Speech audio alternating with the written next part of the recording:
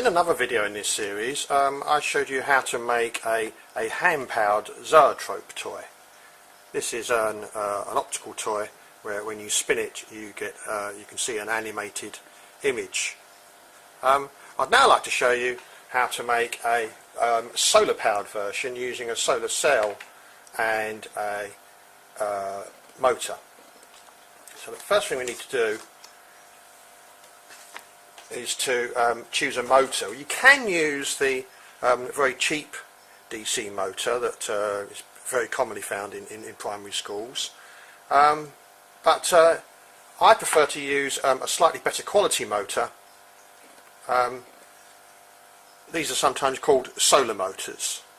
Their only drawback is that they are fitted with these very delicate short wires, and the first thing that you have to do is to try and strip them off. This is quite difficult. It's very easy just to cut through the wire. I use wire strippers, and once you've done that you can lengthen the wires with some standard wire. If you have access to a soldering iron, I would solder these joints as well. So we just twist the wires together like that, and the other one. Both of these motors are available from my supply service. Okay, now we've done that, we're going to stick this down to a base. I'm going to use one of my Corex discs here, and I'm going to use a glue gun to glue it down to the middle of this disc. So just hope the glue gun's warmed up, and it just needs a small amount of glue in 3 or 4 places just to fix it in place. Next thing we need to do is to secure those wire connections, otherwise they're just going to be pulled apart.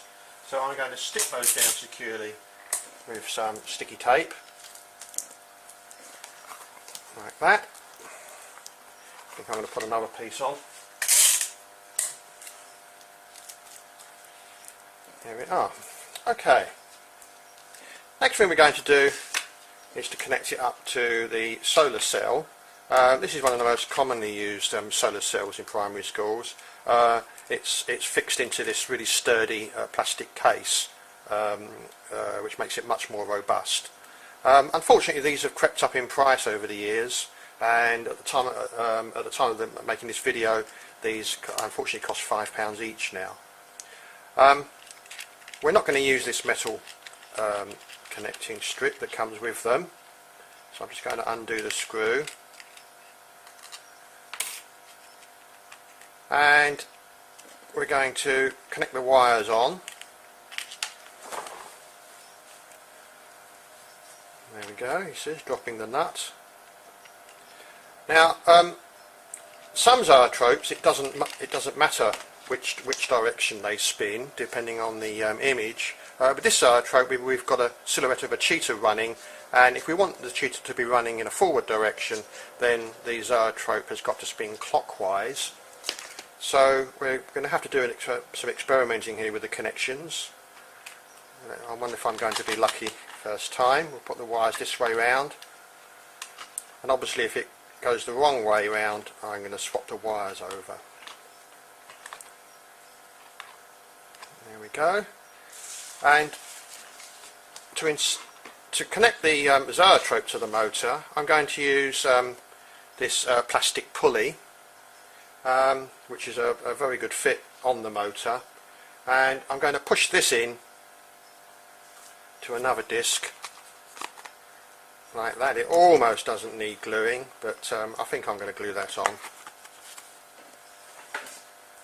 So I'll just put some glue around here and push that in. Fit it into the Zoetrope cylinder. Excellent, that feels like a good fit. and then push it carefully onto the motor. There we are. Check that it spins really nicely. It does. Now unfortunately it's not a very sunny day today, so we're going to have to use our artificial light. I'll just switch that on. Here we are. And there we go. Well, that's unlucky. It's actually going in the wrong direction. I'll try and hold it up so that you can see. I don't know if you can see the image there spinning round.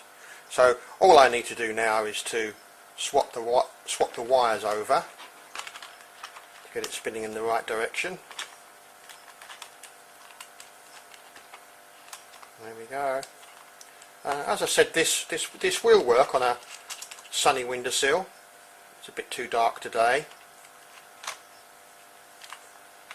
And if you've got a very sunny day, you can get them to work with the standard motor. I'm just going to connect the other wire. There we go. So obviously, because of the expense of the solar cell, this is not a class activity, but it's a nice toy to have, particularly when you're teaching about alternative energy.